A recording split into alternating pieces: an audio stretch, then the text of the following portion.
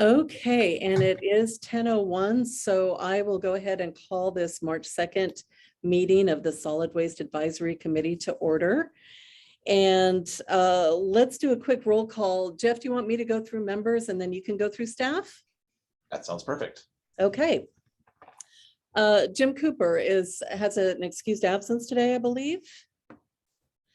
Carolina Mejia. Has Carolina joined us? I have not seen her. Joan Cathy? I am here. Hi. I'm not like Jim taking the first meeting off after you're no longer an officer. Thank you, Joan. Nice to see you. Thanks. I think I saw Ed Kunkel. Ed? Yeah, there he is. Here. Yeah, there he is. Good. Joseph Richardson from the city of Yelm. Here. Excellent. Nice to see you, Joseph. All right. Steve Purcell from the town of Bucota. I don't see Steve. Greg Schoenbachler. I never say that right. District 1. You did fine. And our ag person. He's here. Yep. I think I did see Richard Moon from District 2. There he is. Yeah, very good. And Delroy is here from industry. I'm here. And Chad Sutter is here from industry. I believe I saw Chad. Yep, I'm here. Great. David Nightingale from Here. business. Great, good. And Olivia, oh, we've got Peter Lyon here covering for Olivia, is that right? Correct. Thanks, Peter. The city of Rainier is still vacant. The Port of Olympia is still vacant, although I understand that Joe Downing is planning to join us again. Joe, are you with us? Okay, and from the city of Tenino today, we have Elaine Clam. And I think Elaine is pending BOCC appointment, but she's planning to come on and join us from the city of Tenino. Did you want to say just a word, Elaine? Yeah, I was appointed, so here I am. I'm not sure what I'm doing. I'm new to all this. Well, welcome. And Thank you. you'll learn a lot about solid waste here. Okay. Jeff, do you want to cover staff? Certainly. Okay. First off, okay. Obviously, I am here. Amanda. Hi, everyone. I'm here. I see Chris Hawkins. Yes, sorry. Finding my mute. Jane Futterman. Hi, good morning. Kathy Clark is there. And that's it for staff. Then we have others kind of representing us today as Wendy Mifflin. Hello, everyone. And Good to see you back. we'll go with the others that are not. Let's see. Then we have Jeff Harwood. This is not staff, obviously. Where's Jeff? I'm here. Okay. Let's see. Nick Harbert.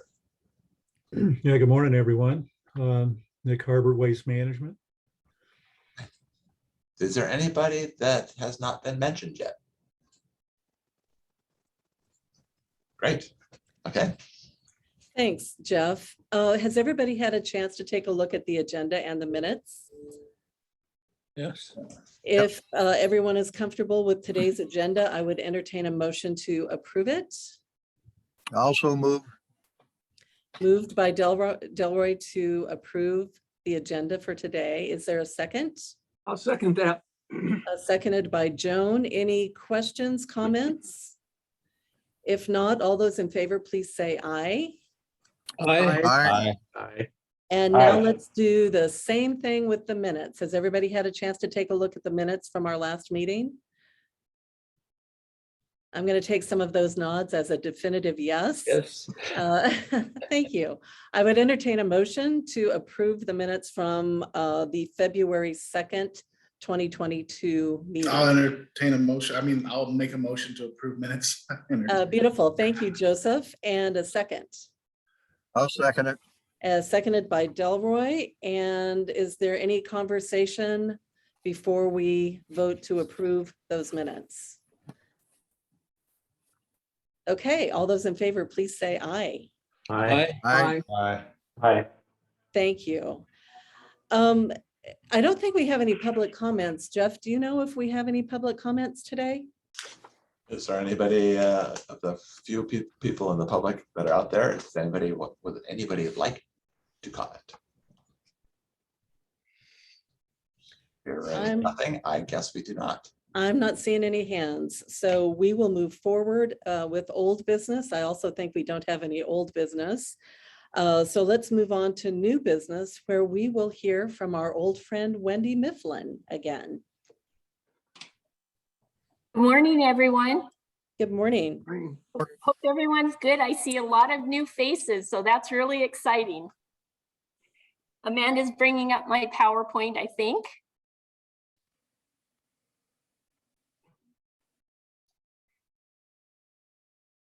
It should be visible. Let me know if it's not. Yep, do you want to bring it up as There we go. running?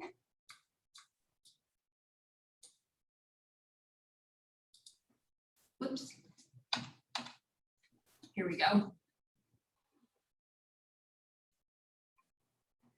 Thank you. So my name is Wendy Mifflin, and I'm a senior project manager with HDR. And I've gotten to work with the SWAC in Thurston County on a number of projects, most particularly the solid waste management plan. I'm here today to talk to you about 2 additional projects that the county is moving forward with. And so the first one will be a waste characterization study, and then a little presentation on the South County Transfer Station stakeholder engagement process. So next slide, please.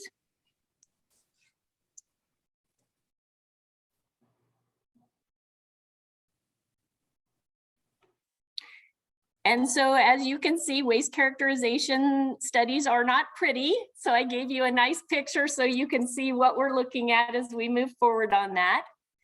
Next slide, please.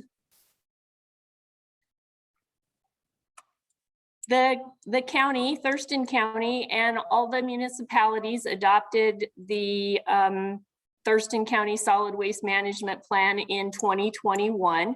And it was approved by the Department of Ecology, I believe in the fall of 2021. One of the recommendations that came out of that solid waste management plan is here on your screen in full, but basically recommended conducting a waste composition study to take a look at progress that the county has made in there and the municipalities towards waste reduction and diversion. And then also to help look at new program opportunities that might be available moving forward over your next 6-year planning process. The county received $150,000, and correct me if I'm wrong, Jeff, Department of Ecology Local Solid Waste Financial Assistance Grant to assist with the project moving forward. And so HDR has contracted with Thurston County to complete the work. Next slide, please. So there are a number of objectives for this waste characterization study. Like I said, they want to look at accurate composition data for the waste delivered to the work, and then look at some of the potentially recyclable and compostable materials that are still in the waste stream as they come through the work, and Rainier and Rochester as well. And then in addition, evaluate contaminants in the recycling and organics stream, and then gather some regional data on the solid waste stream that all of the partners and the waste haulers can use to look at their programs and curbside collection and look at improving some existing or future solid waste programs.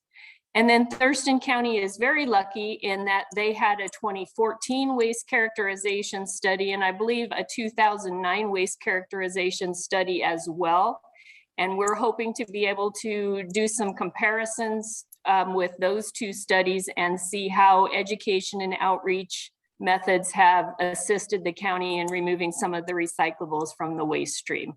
So I think it's a good time to move forward with the waste characterization study as we come out from under COVID-19 requirements. I think we'll get some pretty good data of what's in the waste stream, and good time to move forward with that. Next slide, please. So we will do 4 seasonal sorts at the WARC, Tuesdays through Saturdays, 7:30 to 4:30. The first one is going to be this month, March 22nd to 26th. So if any of you have anything weird to throw away in the garbage, make sure to do it that week so we can get it in the sort. And so we will pick certain loads coming in each day and do a sort on the tip floor. And we will also be doing visual observations of recyclables, which we will arrange with LeMay to come into their facility and look at the recyclables that they have. And then we will also do visual organics of at the WARC to look at any contaminants that we find in those.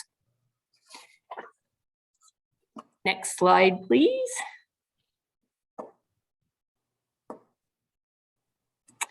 So materials are going to be sorted into the following general categories, and you can see those on your screen. And then in addition to those categories, we will sort down into subcategories. Currently, we have 51 categories that we will be sorting into. So for example, under the paper category, we're going to sort into newsprint, magazines, high-grade office paper, OCC, which is cardboard and craft bags, mixed recyclable paper, non-recyclable paper, and compostable paper. And so each of these general categories has a number of subcategories that we will be sorting into. And then this afternoon, the county and the City of Olympia staff have a planning meeting to strategize on items that the city might need as we work through the waste characterization study, and then they work through their city solid waste resources plan. So Jeff and I are excited to meet with them this afternoon. So with that, are there any questions on the waste characterization study? Any of you that want to come and help us sort, we'd be happy to have volunteers. So Wendy, are you going to give us updates after each one of those seasonal sorts? So we're going to prepare a draft memo after each sort to let you know what we found in that sort. We would expect that there may be some seasonal differences in the waste coming in, but maybe not a lot, but it'll be interesting to see. Yeah.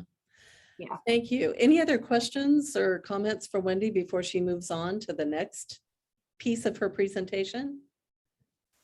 If not, let me just note that we have been joined by Port of Olympia Commissioner Joe Downing, who is awaiting his appointment from the Board of County Commissioners, but he'll be joining us soon as a full voting member.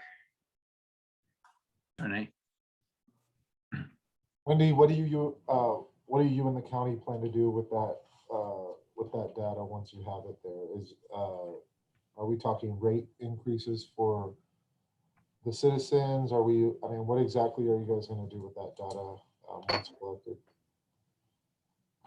So basically, the data will be used for the county and the cities to look at education and outreach opportunities that they can implement to get some of that material out of the waste stream and into the recycling or organics waste stream.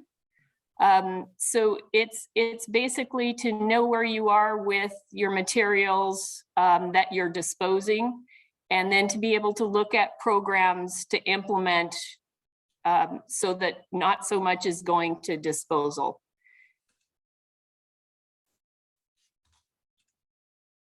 Any other questions for Wendy?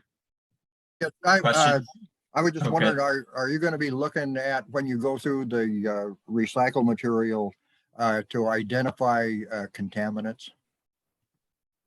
Hi, Delroy. Yes, we are. So we have a list. We're going to do it by percentage rather than by weight. So we're going to do a visual observation, hopefully, and hopefully we can arrange that with LeMay and specifically look only for contaminants in the loads. So we'll be looking for the things that we identified in the crop that was adopted as part of the plan, and then see if there's anything else in there that's odd. We're looking specifically for, you know, tanglers and hazardous waste and, you know, some of those things that we outlined in the crop. So we didn't want to disrupt operations there too badly by having to weigh or that. So we'll do visual observations. Thank you. Wendy, this is Joan. Do you do anything with the materials that are taken to the Hazel house? No, that's not part of our sort, but we will be sorting on hazardous materials that come in the waste stream so that Hazo House and their programs can key on some of those for education and outreach. The Hazo House has some pretty good weights. Well, they do have weights of the materials that come into that facility. So they have a pretty good record of what they're accepting by material type.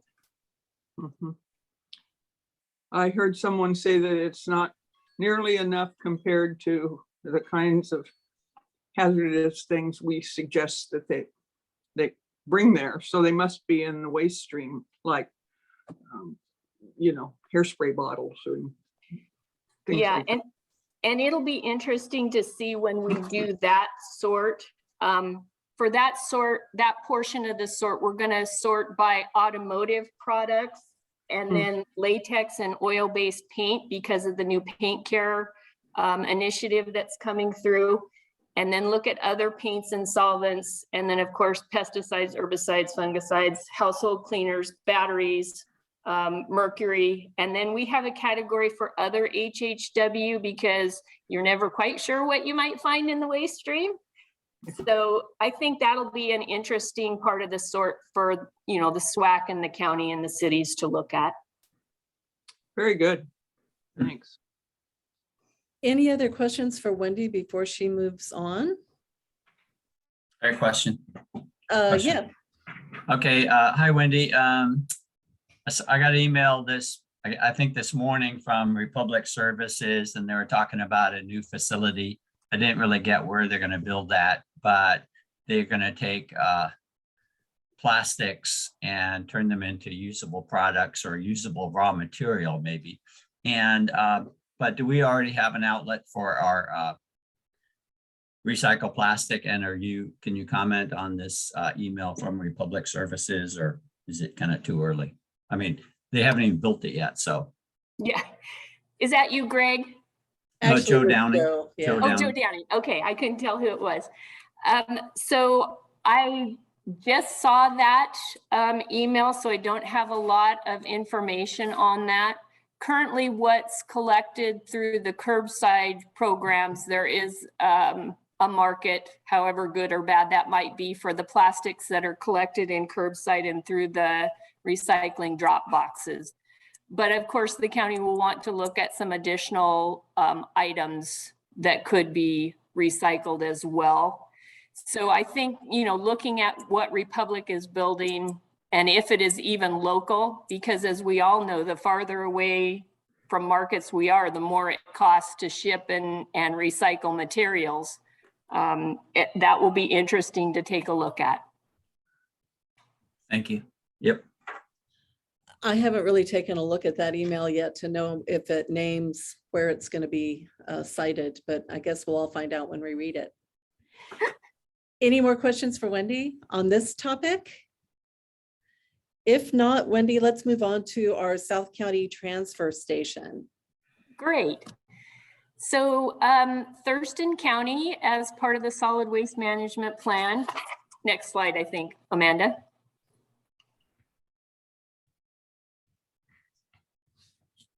recommended that the county and their partners implement proposed improvements to the Warwick, Rainier, and Rochester Dropbox sites from the county capital facility plan. And so one of the options that the county wants to look at is the possibility of a new transfer station in the South County, somewhere that both customers from the Rainier and Rochester Dropbox sites could be serviced, but also that would be available for curbside collection trucks to drop loads.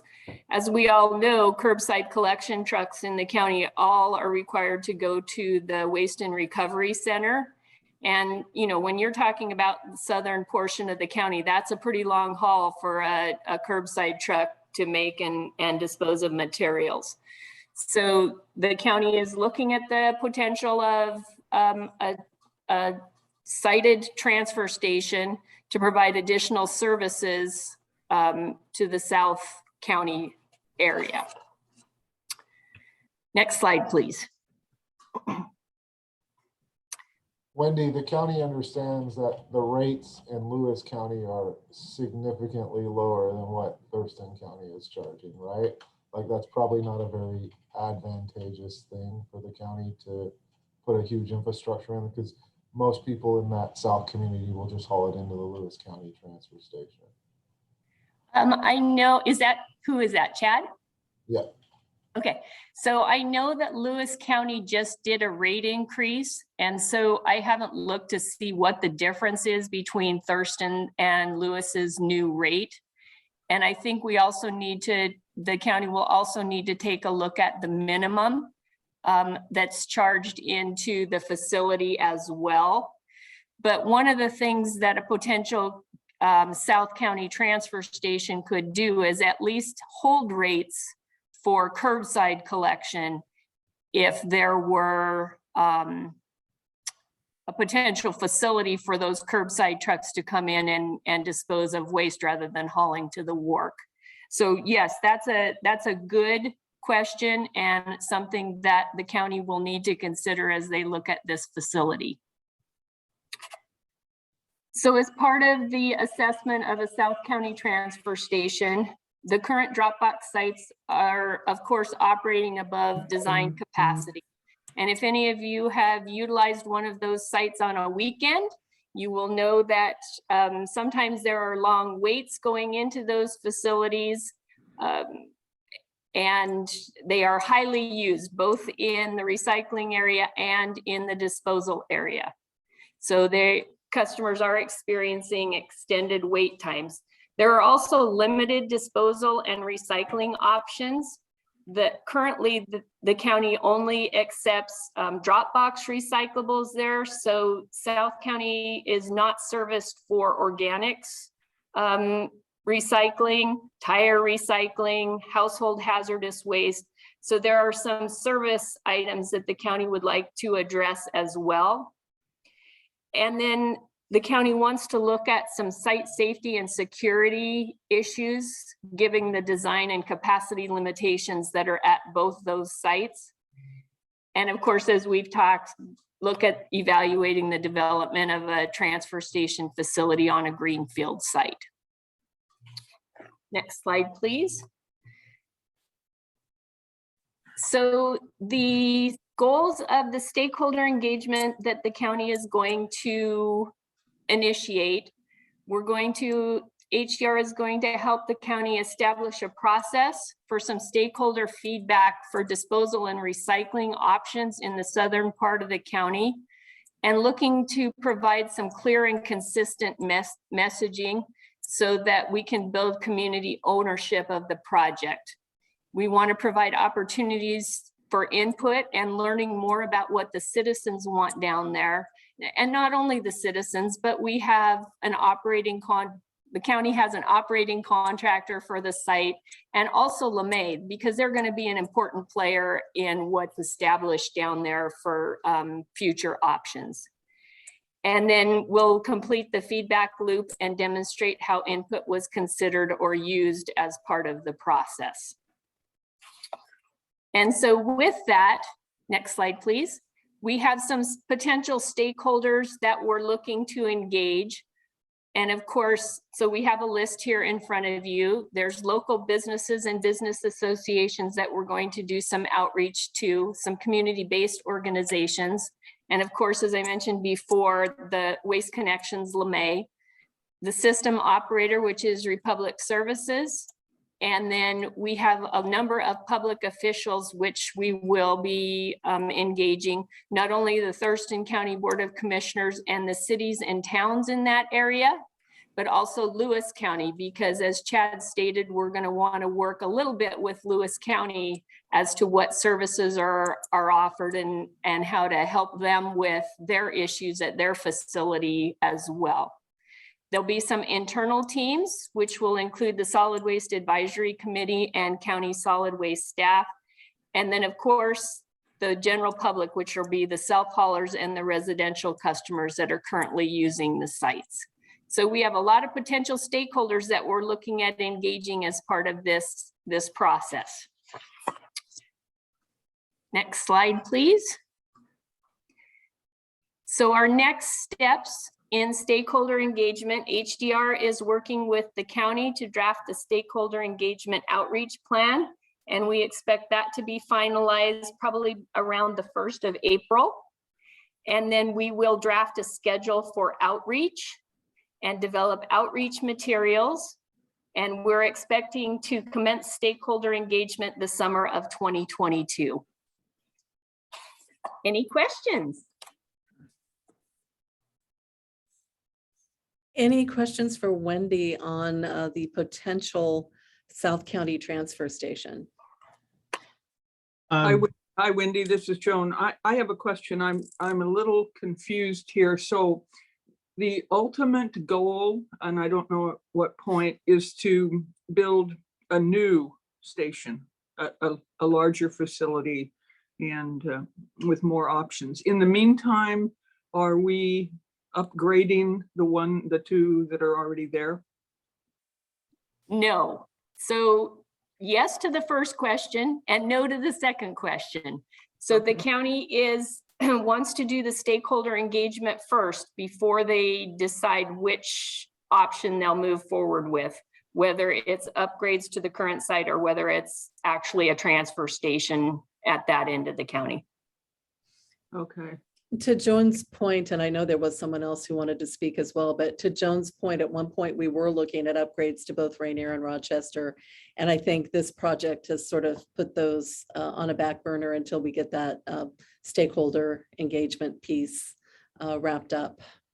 And you're correct, Renee, when the county looked at the cost for upgrades to those two sites, it was fairly pricey and pretty close to what it would cost to build a transfer station down there and maybe provide more services to the users down there. So. Great. And I think someone else had a question as well. Yeah. Yes, Joe. Thank you. Thank you, Wendy, Joe Downing. And so are we concurrently looking at potential sites, or we're going to go through this stakeholder engagement and then start considering potential sites? So the county has looked at potential sites, but as part of the process, they wanted to put that a little bit on the back burner and know more about what the citizens want down there, and also the waste hauler down there. And so they want to look at the stakeholder engagement and what they can get back from that first before they move forward with any of the potential sites. Okay, thank you. And David. Yeah, thank you, Renee. So, I may be ignorant of things that are already planned here, Wendy and Jeff, but I know from experience that, engaging the public, the general public is, it's a limited opportunity to actually get people to come forward, as opposed to, the waste haulers and people have actual, stakeholder needs there. But I was wondering if, in order to maybe address that, and especially what you said about household hazardous waste and organics, where right now there isn't any service in the South County. If there may be a really easy path to gauge some of the general public to see what they're bringing in by, across the scale when people bring organics in or people that show up at the HHW facility.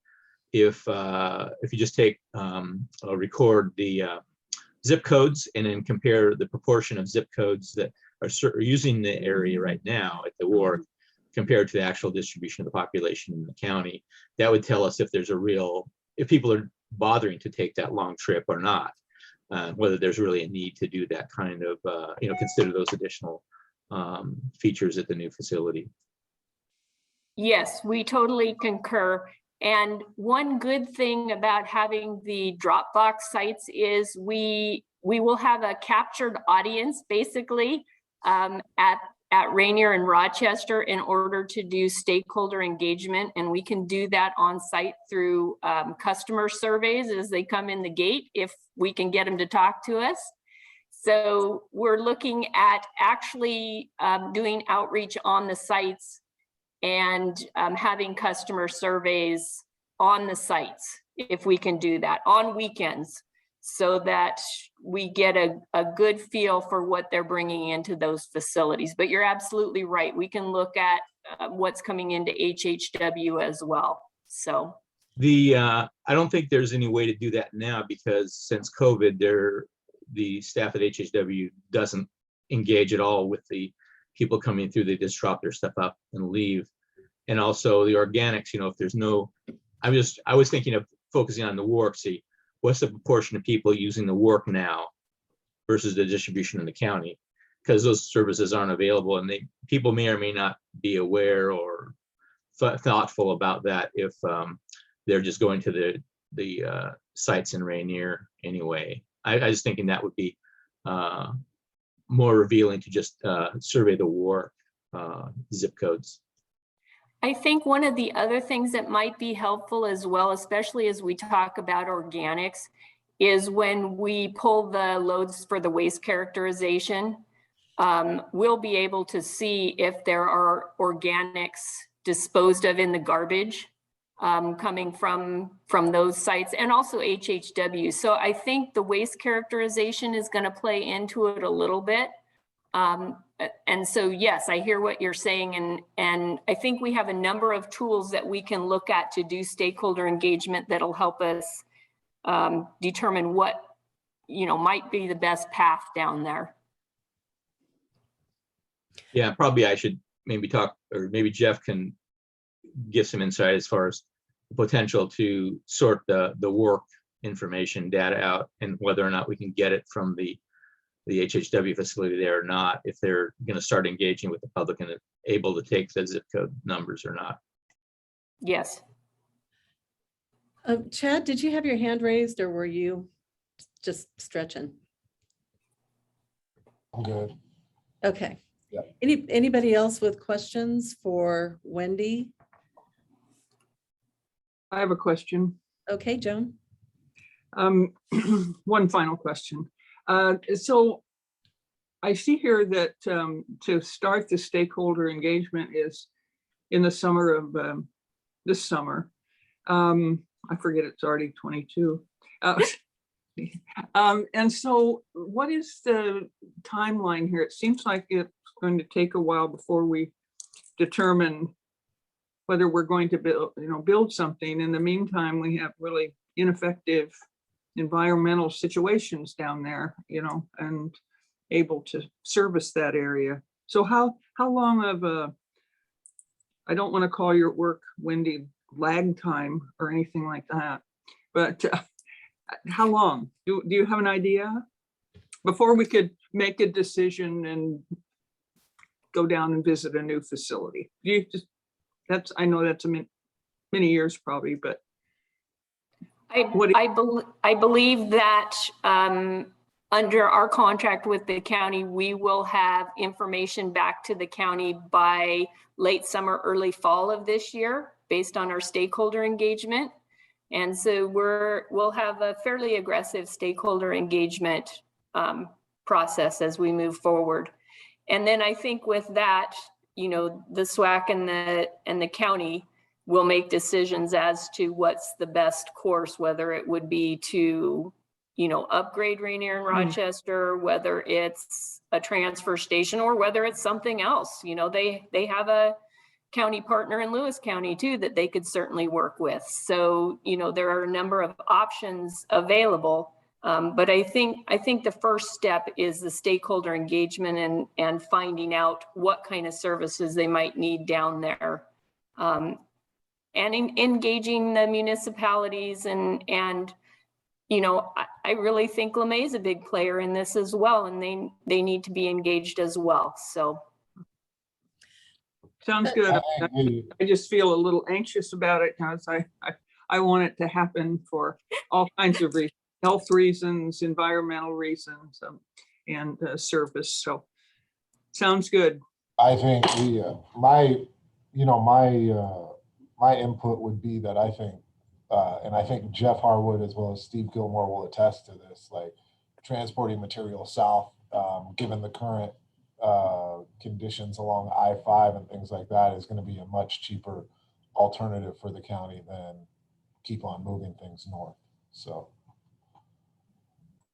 that's a good observation. And Wendy, to your last point about partners, Patrick put a note in chat noting that South County residents often use Hazo Hut and Lewis County for HHW.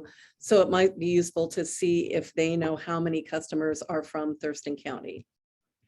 And we also know that Lewis County is having issues with their transfer station and the number of customers that they're running through there, and operations of their Hazo House as well.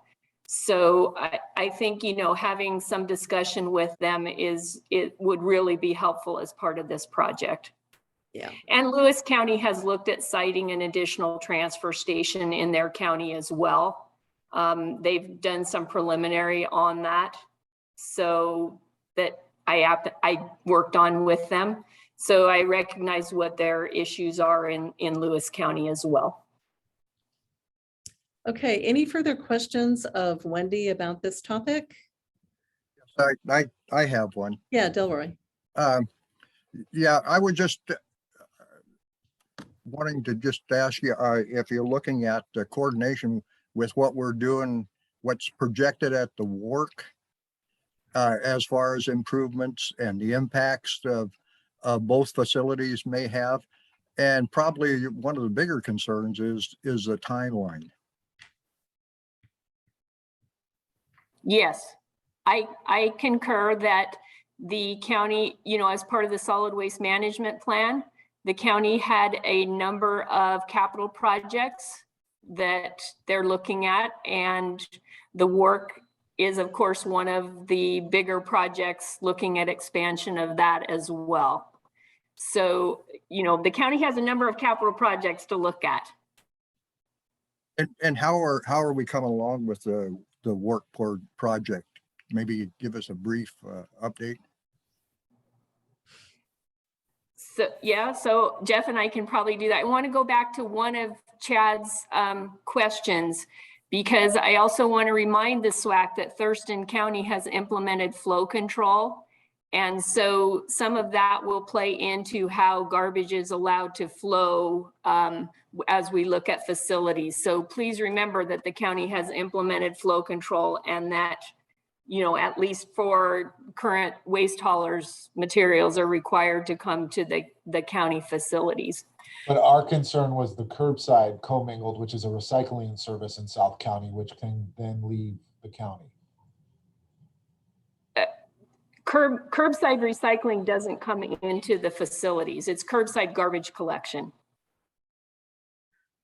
You were notating that was the issue to why it might be helpful for a transfer station down south, though, is the curbside collection of garbage. Collection, I'm sorry, not the recycling. Yes. Okay, I apologize. Yeah. Okay, back to Delroy. And so maybe I'll hand this off to Jeff. Yeah, to repeat your question, Delroy? I got sidetracked with the other discussion here. I had a number of them.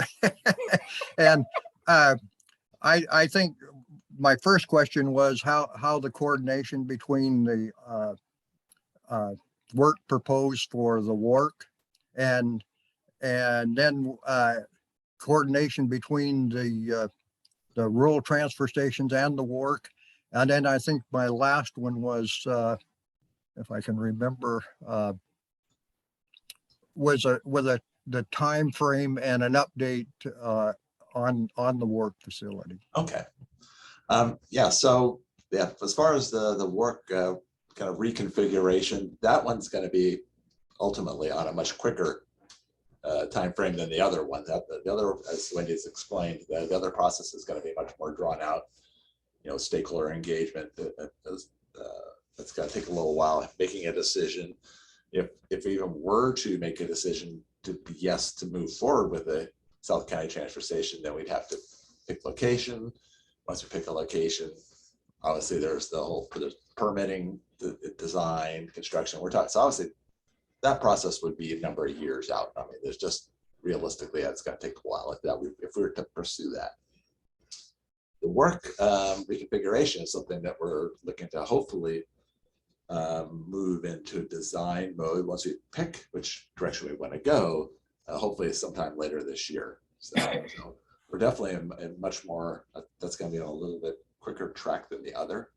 Though that being said, it's going to be a substantive design effort, be a substantive construction effort as well. So I mean, it'll definitely take some time. But the last piece we're looking for really right now is we're doing some analysis of the difference in operating costs between the two designs that we've looked at. One, which was, if you recall, was adding on to the existing transfer station building, was one of the two options that we were looking at. The other one was creating kind of like a Z-wall type tipping area for the public, similar in nature to what we have now, but all of these relocated down to the area back behind Hazel House in that area, so which is on virgin ground and not over the old landfill. So that's a long version, but really the one is going to be definitely well ahead, which is the work reconfiguration will be definitely well ahead of any sort of moving forward with the South County transfer.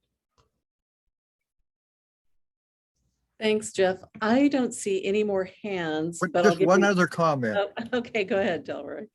The issue of flow control was brought up. I think there's one issue out there that is a difficult issue that needs to be assessed, is how you're going to implement the control of that. How are you going to police it? Absolutely. Yeah, that's a good point.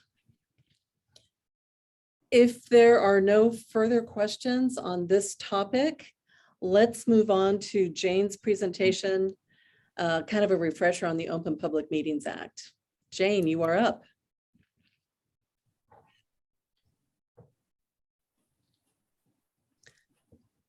All right, I will share my screen and hopefully that will work. 1 second here.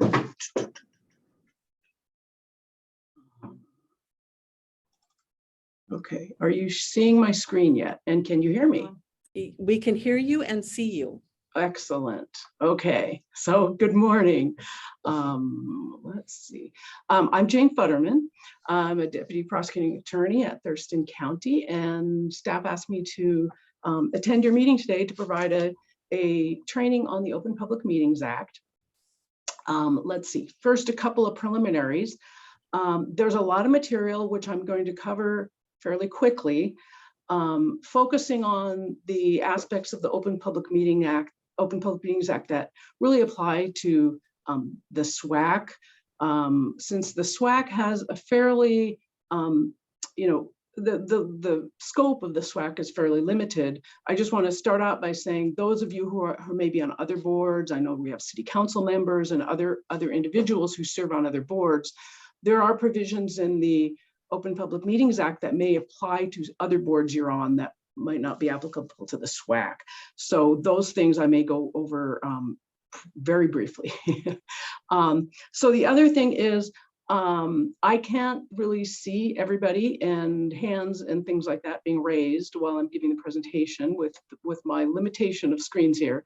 So I'd ask, go ahead and unmute yourself and interrupt me and ask a question. I'm fine with that. And also I'd ask both the chair and Amanda to kind of monitor for raised hands and let me know when there are questions.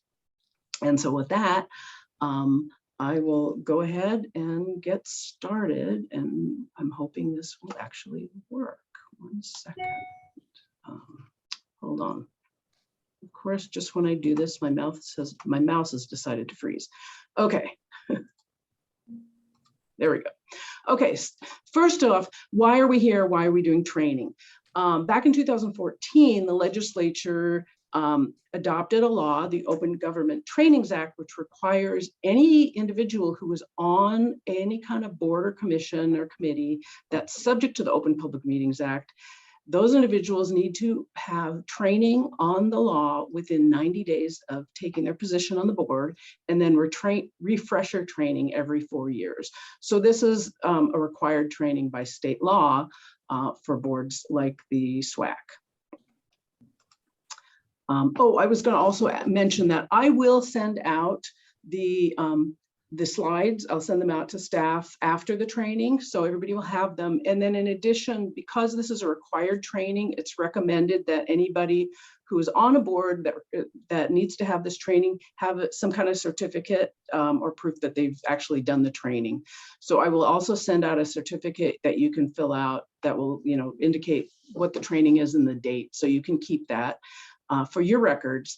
And then, keep in mind, you will need to do the training every 4 years, and there are various ways you can do it. This training should satisfy the government training requirement for any board you are on. So I just wanted to offer that. Once you've done the training, you can use a certificate in case you serve on other boards where you need training. So like with everything else we do with government these days, COVID-19, of course, plays a role in it. So I wanted to start and mention that.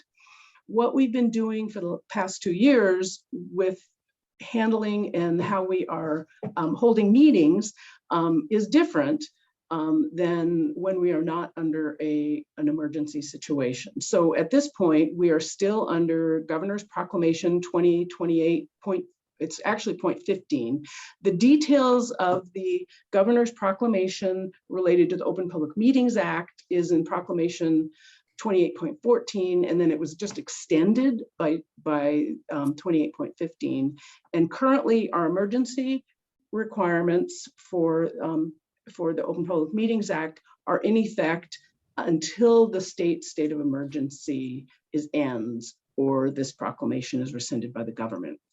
And in a nutshell, what the Governor's Proclamation did was waived requirements to have in-person meetings and have a location of a meeting so that meetings like this one over Zoom can occur. And then there are also some additional specific provisions that apply. Right now, under the Governor's Proclamation, all meetings are required to have a remote option. So it can be telephonic or other electronic means like Zoom, but also may have an optional in-person provision to them. So that's our current state with the emergency. And then again, anticipating, I know we're all waiting, that this emergency may end sometime soon. These provisions of the Governor's Proclamation may go away at sometime soon. So what I did on this presentation is anything that is highlighted is wording that is currently waived in the Governor's COVID-19 proclamation. So like in this slide, for example, the yellow highlight, all persons shall be permitted to attend. Well, that's not true. We can have meetings where there are not persons, that there can be, you can have a requirement that persons are not allowed to attend in person at a meeting, and so that is waived. Okay, so the Open Public Meetings Act as written, the general statement is that all meetings of the governing body of a public agency shall be open and public, and the public shall be allowed to attend. I'm going to sort of go through that statement, which is the general statement in the Open Public Meetings Act, to define some of these terms in there. But this is the basic one, basically one of the laws that we have in Washington to provide for government transparency. There are a number of aims of the law. One is so that the public knows what government is doing. And for transparency, and to try to get the government involved, to try to get the public involved and participating in government decisions. Those are some of the main purposes of the Open Public Meetings Act. So the law refers to a public agency, and in this case, the law applies to counties, cities, other governmental bodies, political subdivisions of the state, and then sub-agencies. And then finally, at the bottom of the slide, can apply to committees. So there's a lot of language, and for the purpose of this board, I'm not going to go into a lot of detail regarding this, but what I'll tell you is, when we look at all the various boards and committees of the county, and there are a couple dozen of them, the prosecutor's office has worked with the various county offices and departments to determine which of our boards are subject to compliance with the Open Public Meetings Act.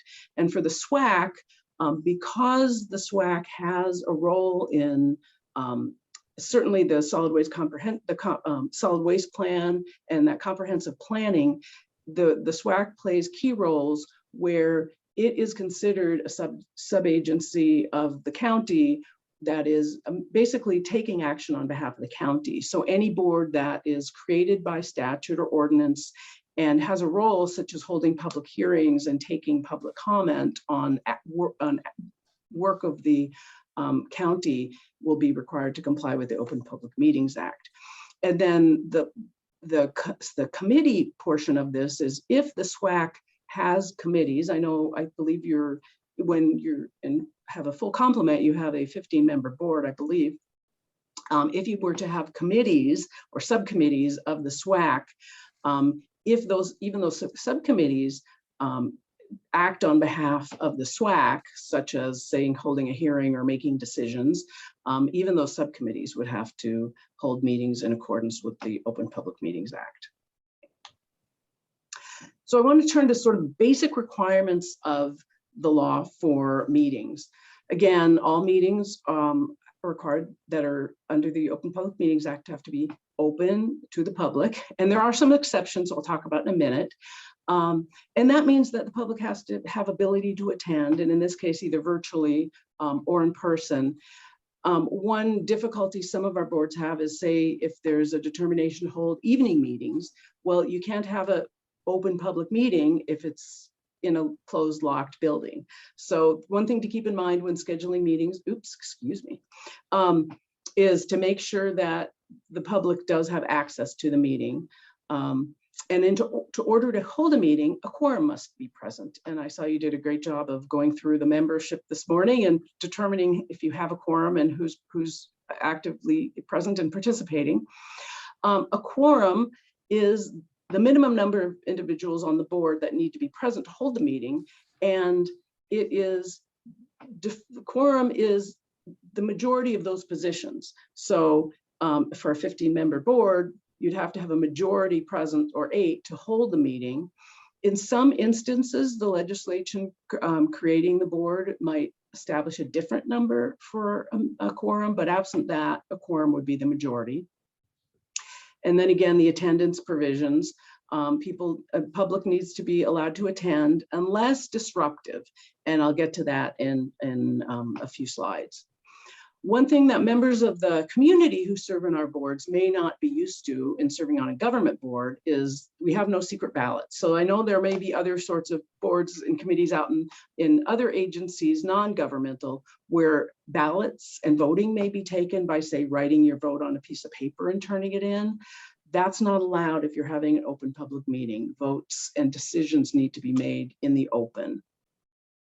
And I realize I neglected to give the very basic thing, which is where do you find the Open Public Meetings Act? And let me just go back, and at the top of the slide, as it says, RCW 4230 is the chapter of the state law that is the Open Public Meetings Act, if you want to find it. And throughout these slides, I have a number of references to sections in RCW 4230 to find where these provisions of the law reside. Okay, so what is a meeting? As defined in the Open Public Meetings Act, it's very circular. Meeting means a meeting at which action is taken. So again, you have to have a quorum and that sort of thing. But the big issue is, what is action? When you have that quorum of the board, then you'll have an agenda and items that are before the board, and action is not limited to voting. The way the Open Public Meeting defines these terms, any action of the board includes just discussing an item or considering an item. And in the next slide, I have a little more detail on that. So as defined in the Open Public Meetings Act, action means the transaction of business of an agency, including but not limited to receiving public testimony, deliberation, discussion, any kind of consideration of any issue that is the subject matter of the board, and final action, which is also defined in the law as making the decision on something. So it can be by consensus, where you have a collective yes or no, aye or nay on something, or it can be a vote. So if you're going to take action or final action at any meeting, you need to make sure it complies with all the requirements of the Open Public Meetings Act, which includes the notice and allowing the public to attend. And more detail to come. So there are a number of types of meetings under the Open Public Meetings Act: regular meetings, such as the one today, special meetings, which I'll talk about, emergency meetings, which I don't think will ever be something that this committee would have, and then other meetings which are exceptions to the Open Public Meetings Act, and I'm going to go through each one in a little detail. So first, regular meetings. In order to have a meeting where you're allowed to make decisions or take action, including discussing the business of this committee, you have to have, for a regular meeting, there should be a date, time, and place of the meeting. And the committee should establish a schedule of when those regular meetings are. So it may be by taking an annual motion to approve the schedule. You may have a standing day and time of the month and place and way to have a meeting. But however you do it, the board needs to establish a regular meeting schedule. Another requirement is that minutes are required to be taken, and I'll talk about the detail of that in another slide. And it is always recommended that there be an agenda so that there is notice. So the agenda can include a number of kinds of items. It may just include the sorts of things you have on your meeting today. It could include an executive session. It could include an opportunity for the public to comment, but there's no legal requirement currently for that to be part of every agenda for every one of your meetings. For a regular meeting, and this is the distinction between regular and special meetings, a regular meeting, you can modify your agenda as you need. You can add to the agenda even during the meeting if you need be. And one provision currently waived again is if your location of a meeting changes from where your regular schedule says it would be, notice needs to be posted on the agency's office, on the door of the new location, and I'd say also strongly recommended to post it on the location where usual meetings were to happen, and also on a website if you're maintaining one for the board. So back to minutes, which is one of the requirements in the law. The Open Public Meetings Act requires minutes to be taken, but doesn't say anything about what the contents of those minutes need to have. And so it's recommended that your minutes include a lot of the agenda information, which is date, time, and place of meeting, what items you considered. It's a good idea to identify who chaired the meeting and what members were in attendance. And then definitely have recorded in your minutes what decisions were considered and motions were considered and the results of those decisions. So definitely the minutes should indicate what passed, what didn't pass. If there's an executive session, which is a closed meeting or confidential portion of a meeting, if there is an executive session as part of your agenda, the minutes would have to have a general statement of the purpose of that executive session. And then finally, recommended to have the time of adjournment noted in your minutes. So unlike regular meetings, a special meeting is one, all that means it's a meeting that's outside of your regular schedule. So it's not on your regular monthly schedule of meetings. Whenever there's a need to consider something by a board that's outside the time of a regular meeting, the board can have a special meeting. It needs to be called by either the chair or a majority of the board. And there are notice requirements that are in addition to regular meetings. Each member of your board would need to have notice of the meeting at least 24 hours in advance of the meeting. And also the media, any media that has requested notice about this particular board is also required to get notice at least 24 hours in advance. And I'll talk about what that notice entails in a second. However, that notice can be waived by a member. So say, you know, I'm on a board and I'm taking a two-week vacation, I can in advance say, you know, I'm waiving any notice of meetings because I won't be available anyway. I could send an email to say the staff or the chair. The other thing is if any member who actually does attend the special meeting, whether they got notice or not, since they're in attendance on the special meeting, that notice requirement is waived. All right. So the content of the notice, it is required under the Open Public Meetings Act. It says the date, time, and location of the meeting needs to be stated, and then also the business to be transacted. And I interpret that to basically be include an agenda. So a special meeting notice should really, you know, give notice to everybody that when, where the meeting is going to be conducted, because it's a special date and time, of course, and then what's going to be considered on the agenda there. So a full agenda is really recommended. And the reason is one of the limitations of a special meeting is the board cannot take final action at a special meeting unless the matter is on the meeting notice. So unlike a regular meeting where you can amend your agenda, at a special meeting, you can't add anything for decisions for the purpose of making a decision on an item at that meeting. If there's some issue that comes up where that wasn't on the agenda, you'll need to postpone consideration and making a decision on that till a subsequent meeting where that is on the agenda. And then for notice requirements, the notice requirements also include posting notice on the door of the office and the meeting site of any special meeting. And of course, if a website is being maintained, certainly best practice would be to put that on the website also. So I have this slide labeled county commissioners agendas because we're here at the county, but really for any board of any government entity, if the board has 10 or more employees and an agency website, there's an additional requirement. So a board like the SWAC, where you don't have employees, is not required to post anything on the internet on an agency website. However, it's always good practice to do that. So if a board has more than 10 more than 10 employees and a website, agendas need to be posted on the website 24 hours in advance of each meeting. However, it's always good practice for any board to do that so the public has access to information on what you will be considering at a meeting. Emergency meetings, I don't anticipate there would be any sort of emergency issues that the SWAC could deal with, but who knows.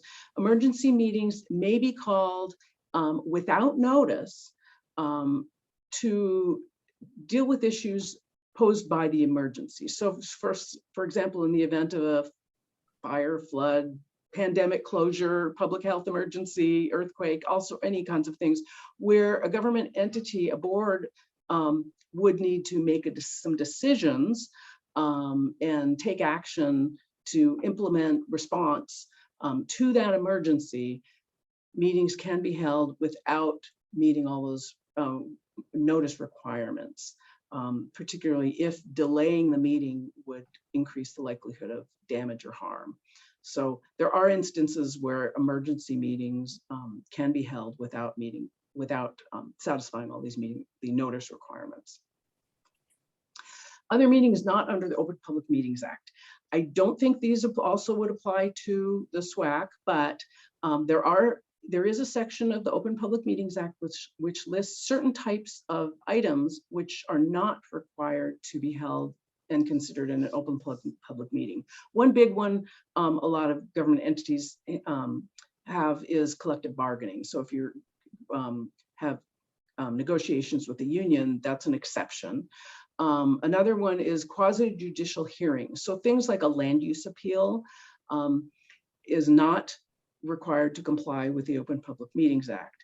However, many types of meetings that are an exception to the Open Public Meetings Act may have other notice requirements as to the parties. For example, for a land use appeal, the parties are required to have notice. There may be some other types of requirements to accept comment or on a decision to be made, but it's not the Open Public Meetings Act setting those requirements. Okay, so those were the basic types of meetings.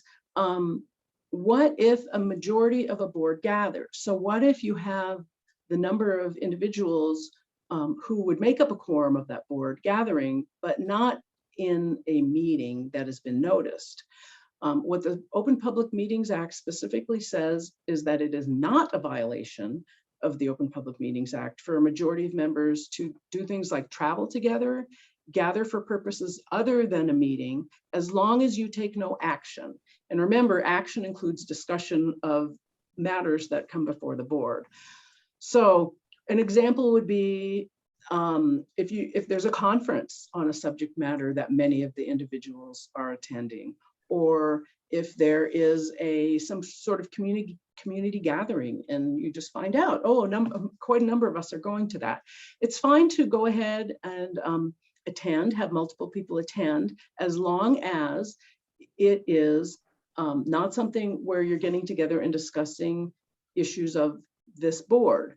If there is a potential there's going to be discussion of issues that could come before this board or the subject matter of this board, then the way to handle that would be to give notice of that gathering or whatever event it is as a meeting of the board and meet the notice requirements of the Open Public Meetings Act. One good practice is, for example, if there are a number of board members who attend the same training, just to avoid the potential for talking about board issues, it's always a good idea, don't sit together, do things that make, and if you do run into each other or you find yourselves together, talk about other things in life, vacation, but just don't talk about the subject matter of the board. Keep that to while you're conducting your board business at a meeting. Attendance.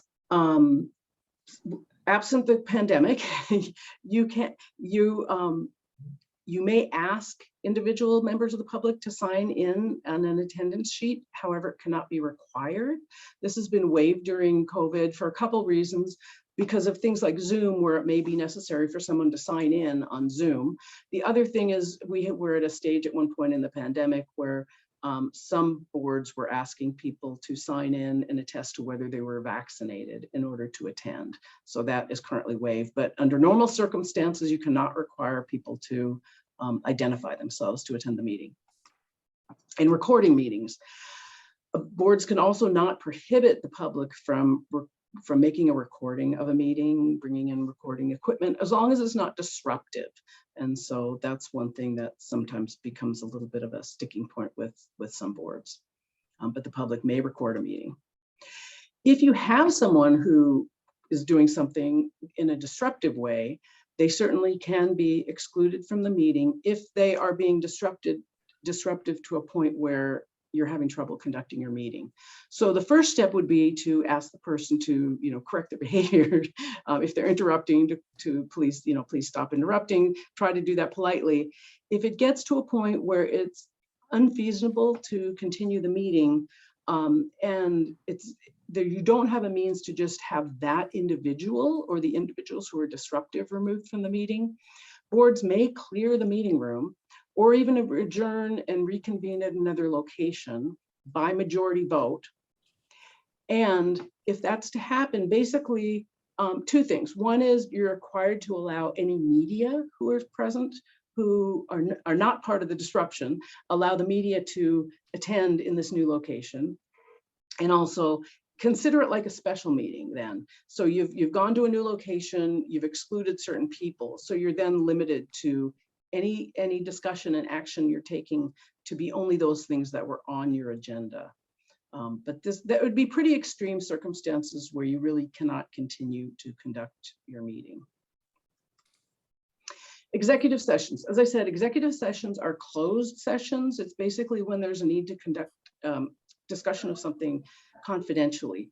And most of the reasons, they're very, very narrow reasons why you can hold an executive session. Most of them would not apply to the SWAC. It's things like considering applicants for employment, considering and receiving information about charges or complaints regarding an employee or official.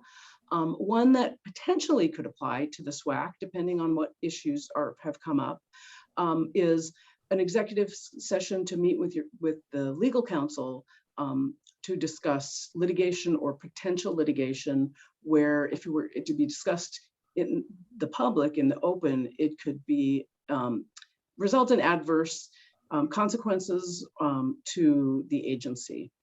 And so again, SWAC's not likely to have that come up often. If there is a need, an issue that the SWAC believes or staff believe that should be an executive session for discussion, I'd say definitely consult the attorney that's advising the board and discuss whether it should be an executive session. But just very briefly, there are specific requirements for holding an executive session. First, the agenda should state the purpose of the executive session, and I recommend referencing the section of the specific law that allows that to be an executive session.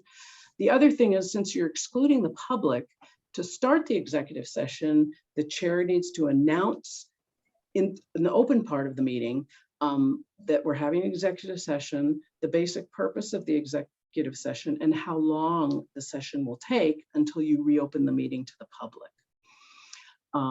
If you end early, so say you say we're going to have a 15-minute executive session and the announcement's made, then you close the meeting off to the public. If it ends early, you cannot restart your meeting early because the public is expecting it to take the full 15 minutes. And conversely, if the executive session needs to take longer, at the end of those announced 15 minutes, the chair would need to go back to the public and announce the need to extend the executive session and state how long it will take, how much more time is needed before the meetings open back up to the public. No minutes are required for an executive session, again, because the purpose is to have a confidential discussion. And strongly recommend against taking notes or creating documents regarding the executive session, because even though the discussion is closed to the public, documents that are created at that executive session may not be exempt from disclosure under the public records law. So that's something to be careful of. Virtual attendance. So the Open Public Meetings Act, even in normal circumstances, when we're not under COVID-19 provisions, the Open Public Meetings Act does not require in-person attendance by every board member. The board meeting has to have a physical location under current law, but that does not mean you can't have certain individuals attending remotely. So someone can call in by conference call, Zoom, other platforms to be in attendance at a meeting, as long as all the participants are able to hear each other So it can't just be a phone where there's only one-way hearing. You need to be able to hear all the comment and all the people hear each other. And also for a member of the board, the board member has to have access to all the documents submitted or under consideration at the meeting so they can fully participate in decision-making. Jane, we do have a question from Commissioner Downing. Great. Oh, hi, Jane. Go Sorry ahead. to interrupt, but No, please do. you kind of struck a nerve with that slide. So Okay. it says all participants and the public must be able to hear each other fully participate and have access to all the documents. So we made a change to our Zoom such that the panelists, the people on the panel, the commissioners can see each other, but we can't see the public when they call in for public comment. We used to be able to, and the public cannot see the other attendees. Does the OPMA have a problem with those two things? I'd say no. What the slide actually says is individuals need to be able to hear each other. So Okay. Seeing and hearing are two different things, unless, obviously if I was holding up a document that said, here, see this in front of the camera, that might be a problem. But really the idea is if you're having discussion, you want the public to be able to hear all the members of the committee of the SWAC in all the different comments and discussion. And likewise, if a member of the public is testifying or giving you public comment, you want to make sure any board member who is on a conference line or a Zoom or whatever can hear that member of the public too. So it really is the audio in general. And I actually, now that I'm looking at my slide, I'm thinking, definitely we want to make sure everybody has access to the documents, but particularly it's the members of the board making the decision needs to have all the documents. At a meeting, the public may not have all your documents. Things may be handed out at a meeting and they may not be available to the public right then and there at the meeting. They might have to request them later. But certainly the big thing with any documents is if there's some sort of document that your board is discussing, deliberating on, or making a decision on, all the members of the board need to be able to have access to that. And if I could just take a second to interject, Jane, I'm not sure how much longer your presentation is, but I want the group to know we do have some business to take care of after Jane wraps up. So if you can, we're running up against 10 minutes left on our meeting time. If everybody could commit to staying an extra 5 to 10 minutes, that'd be great. And I'm almost done. There's not much Okay. more, so we're good. We're good on Thank that. you, Jane. Okay, so next, just very briefly on email. In order to avoid what's called a serial meeting, where, and some of you had training before, may be familiar with this idea, is since a quorum of the board can't get together and discuss board issues outside of a meeting, you also don't want to have a situation where one board member talks to maybe one or two others and that one talks to more, and then it's sort of like telephone tag where ultimately it's not 8 people all talking together in a gathering, but you may have communication that is going from one to the other. So social media and email can be a problem with that. So recommendations is for if you have email, have only one-way communication with staff to board members. And for the board members themselves, don't do a reply all, reply to staff, because you don't want to have this communication among a quorum of board members outside of a board. And then I'd say, in addition to this, because of not open public meetings, which we're talking about today, but because of public records law, it's strongly recommended that members of our county boards that you don't use your personal email account for board business. It's recommended that there are many free email services that you can just sign up for an email account. And it's recommended that you segregate your personal email from anything you're doing that's going to be done for a public agency because of the Open Public Meetings Act, where your communications may be requested by the public. Okay, and same thing with social media. This is kind of what I just said, same thing. Finally, penalties. If a discussion or something is a meeting is held that does not comply with the notice and meeting requirements of the Open Public Meetings Act, there are some penalties. So first one is any action taken at a meeting which didn't comply with the Open Public Meetings Act is null and void. And so that's a problem if you approve something and then move forward and it turns out we had an unlawful meeting. Second is board members can have personal liability for knowing violations of the law. So if you know that the meeting didn't have the proper notice or we didn't have a proper quorum and go ahead with the meeting knowing that, there can be potential liability imposed by a court. So it would have to be a legal proceeding where for the first violation, it's $500 and subsequent violations, a court could impose $1,000. But again, this is a knowing violation.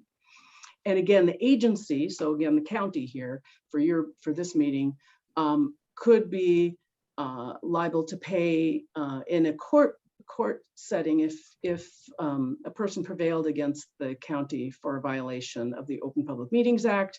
The county could have to pay all costs and attorney's fees associated with the litigation. So there are good reasons to make sure we're complying with the law because there are penalties. If you find out that you had a meeting and the notice requirement didn't go out properly, we had a glitch, something happened, and turns out there was a meeting notice, or excuse me, a meeting held without satisfying all the requirements of the law. Certainly stop the meeting as soon as you know that, but a remedy would be to go back as soon as you know it, announce in a proper meeting that does meet the Open Public Meetings Act, announce what happened, and then take that action over again. So pass that motion again, adopt whatever it was that happened at an unlawful meeting, do it at a meeting that was proper. And so that should remedy the situation to correct the problem. And just finally, there are two potential bills that could affect the Open Public Meetings Act. There are a couple others, but these are the ones that I'm watching. One that may or may not pass, I don't know, which could adopt as a matter of law the sorts of emergency provisions that we're currently under with the governor's proclamation. And then this other one, HB 1329, actually may add a requirement that where a meeting is held, where final decisions are made, that you may be required to have a public comment period. We'll see if that one goes forward, but I just want to mention that we're watching that one. And it also has a requirement for accommodating individuals with disabilities, but it's not really any different than current ADA law that requires that anyway. And lastly, I have some resources. The Municipal Research and Services Center has a great amount of information and helpful handouts and things on their website. And so I'll have this in when I send out the slides with the links to find information if you have questions or more information. And that is it. What I'd say is I'm happy to answer questions. I know you're short of time. The other thing is, if you have questions that come up later, I'd be glad to help with them. You can send, and I guess the best way for the board is send your questions through staff, and I'd be glad to answer anything that comes up in the future. That was an excellent overview, Jane. Thank you so much. I'm not seeing any hands, but does anyone have a question of Jane? I have a quick question. Okay, go ahead. Prosecutor Futterman, I've been on the board now for almost 3 years, and like we've never had that conversation of who our legal counsel is assigned to this particular board. Do you have that information, or if in the event that we ever had to have legal consultation, like who do we direct that to? I think one of my coworkers, another deputy prosecuting attorney, Scott Cushing, is the attorney who advises the Solid Waste Division and SWAC. We shared a little bit. So for example, I've done some other training on Open Public Meetings Act. So I said I'd go ahead and do the training today. My recommendation is if you have questions, we typically have one or more staff members who will work with our office and bring it whatever information is needed to the board. So I guess I defer to maybe Jeff and Amanda, because I think they have attorney they may work with on at least at some point. Yeah, And Jane in is the correct. event- We work with Scott Cushing, but if you have a concern, I would say direct it through staff, either myself or Amanda, and we will refer it to legal counsel. And in the event of a legal action against this board, does the county defend us, or is that on our own? Like, just Yeah. wondering on that regard. So there are provisions both in the state law and county code, and just in brief, as long as the board is taking action in the scope of your appointment and in the scope of the work of the board and in good faith, that certainly the prosecutor's office will handle the defense of the action, because it's typically against the action. It's typically against the county, not, the SWAC isn't really an entity that can be sued. Likely it would be against the county, even if individual board members are named. So I can assure you that, yes, we have a process to go through that. And, but yes, it would be a very rare situation that the county would not handle litigation against members of our boards.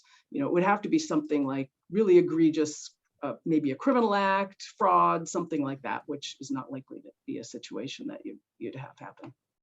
Thank you. Any other questions for Jane? Okay, thank you so much, Jane, for joining us. You are welcome. And if there are any follow-up. Oh, it looks like there is a question from Joe. Joe, we've got 4 minutes left. Oh, That's I was just waving my waving appreciation. goodbye. Okay. All right. Thank you. Okay. All right. Thank you. Bye-bye. Jeff, can you very quickly walk us through our bylaws changes? Yes, I think with this one we can get by pretty quickly. Yeah, I So think so too. if you recollect back in, okay, well, suppose that last fall, we made some changes to the bylaws.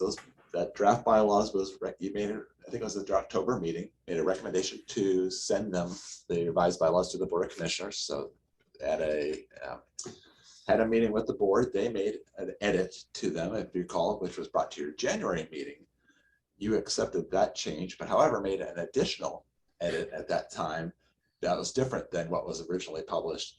So if you have the bylaws that we sent back out, is the item in blue was the piece that you added, which was elections shall be, it had to do with the elections of officers, changing it to read, elections shall be held at the first or second regularly scheduled meeting after January 1st of each year. And then with this addition, following a discussion of the annual work plan and appointment of local elected officials to the committee by the Board of County Commissioners. So you approved at that time. However, based upon our discussions with Scott Cushing, our legal counsel, he recommended that since it was changed at the meeting, that we renotice it, which we have, and we are here today to see if we want to make a motion to make a recommendation to the Board of Commissioners to consider and approve these bylaws as edited by this committee. Okay, before we start to discuss, let's get a motion on the table. I so move. Thank you. And who was that? Dave Nightingale. Thanks, Dave. And do we have a second? Second, I'll Joe second. Downing. Joe Downing made the second. Any discussion? We've reviewed this change pretty thoroughly, I think, but if there's any more discussion, now's the time to have it. If not, we are ready to vote. All those in favor of adopting the changes as approved by the Board of County Commissioners to the SWAC bylaws, please say aye. Aye. Aye. Any opposed? Okay, the motion carries. And Jeff, you are still on. All right, now we'll try to make this quick. My first item up is we had a little bit of a discussion last month, but we want to consider the April meeting date. Typically we would be scheduled for Wednesday, April 6th. There was concern about attendance because that is also apparently spring break for many people's children. So there's an option there's two options really. One is leave it as is, but I don't know, we need to make sure we would have a quorum if we were to hold it there. Or the other option would be to change that to a different date. But of course, likewise, we would make sure we would have a quorum if we did make a move. And this will affect the presentation from our education outreach folks, depending on what the outcome is. Either one, they'll present it in April if you move the date, if we don't move the date, we'll present that information in May. So I'm going to put that out there for discussion and whether you want to make that change or not. Well, I'll just volunteer that I won't be available on that date because of spring break. So there's one out for me. So if that makes a difference.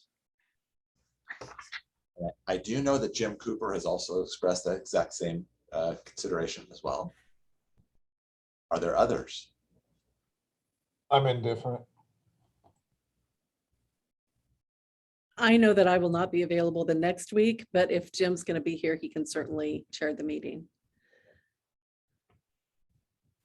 So what is the feeling among the group to remain the same or to make a change? I'm ambivalent. My kids have to work full time, so it's not consideration for me. How long is spring break? It's usually a week, I think. Typically a week. Yeah. Yeah, ours is that week. Yeah.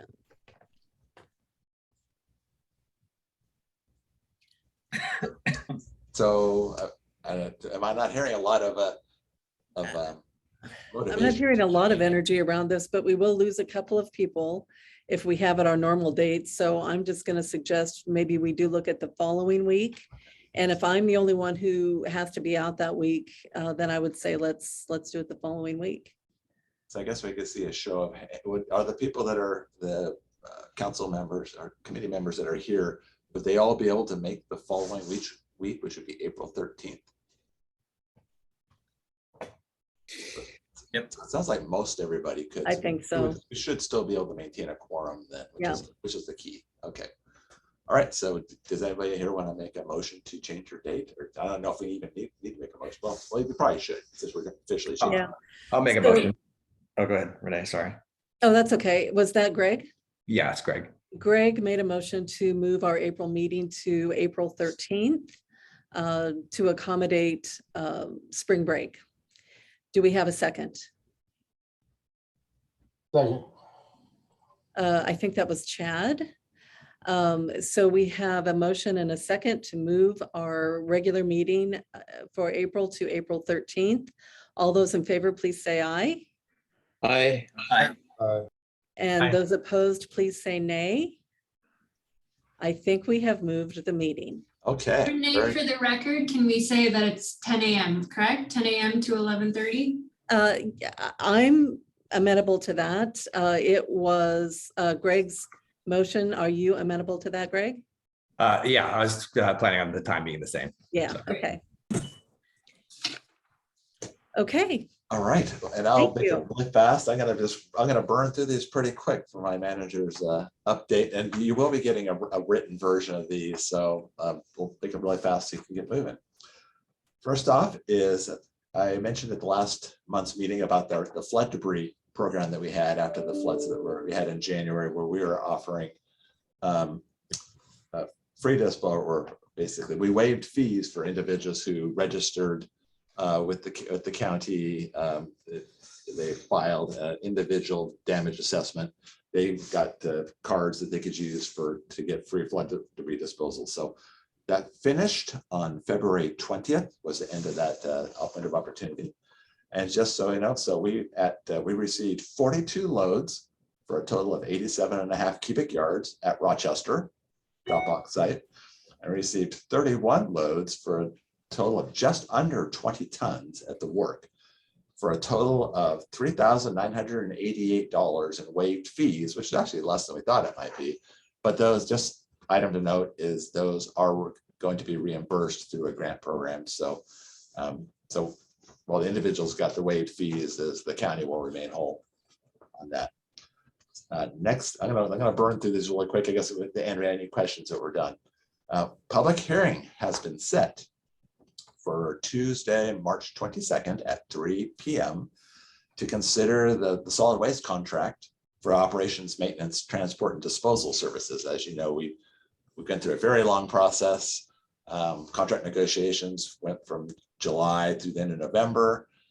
We've had several executive sessions with the Board of County Commissioners on that draft contract.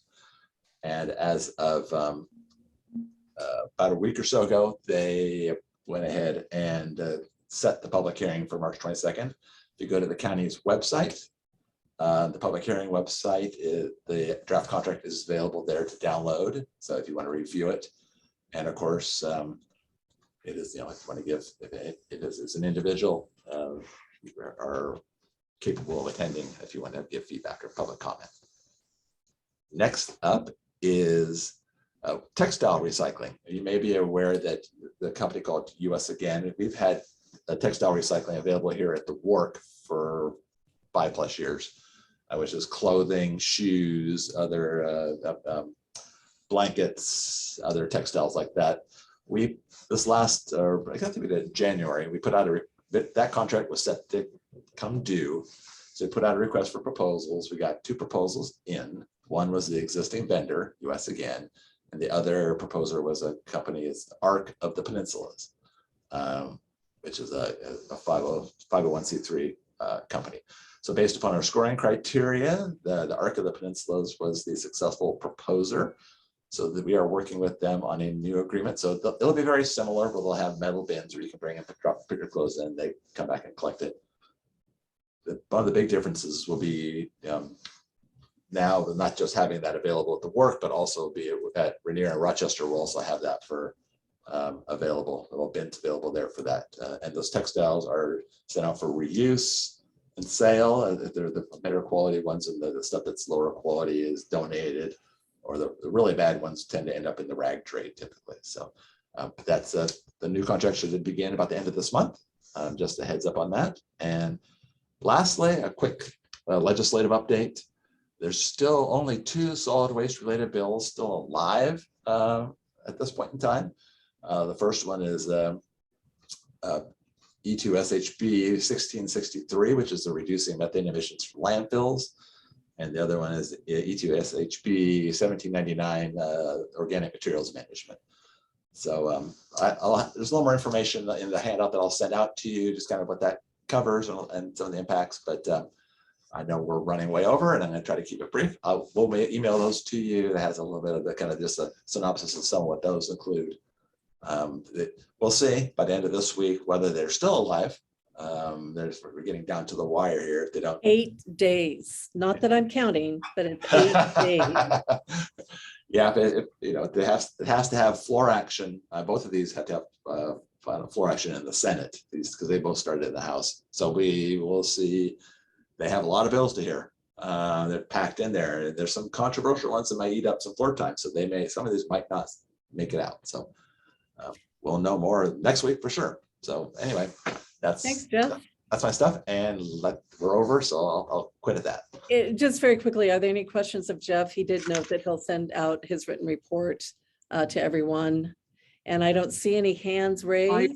I just want to say it's not about that, but I just looked at my schedule and I will not be able to be present on the 13th. Joan and I will both be out on the 13th, and I will reach out to Jim to make certain that he can chair the meeting that day. Okay, with that, we will adjourn this meeting, March 2nd meeting of the SWAC. Thanks, everybody. Bye, everybody. Thank you. Bye. Bye. Renee, Renee, I had a question. Oh, I'm sorry. Is that Just for you, do